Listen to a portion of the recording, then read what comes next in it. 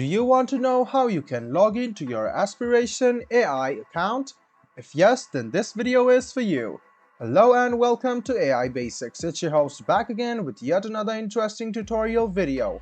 In this video, I'm going to teach you how you can log in to your Aspiration AI account.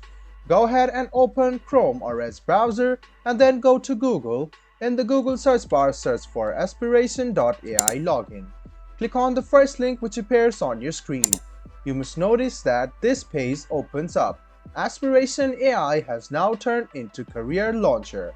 You can log in to your Aspiration ID and you can now enjoy the Career Launcher now. So go ahead and write down your email address, your password, and then click Login.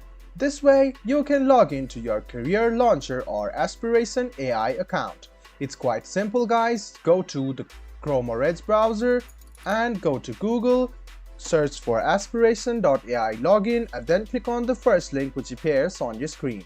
Now, write down your Aspiration email ID, your password linked to your account and then click Login.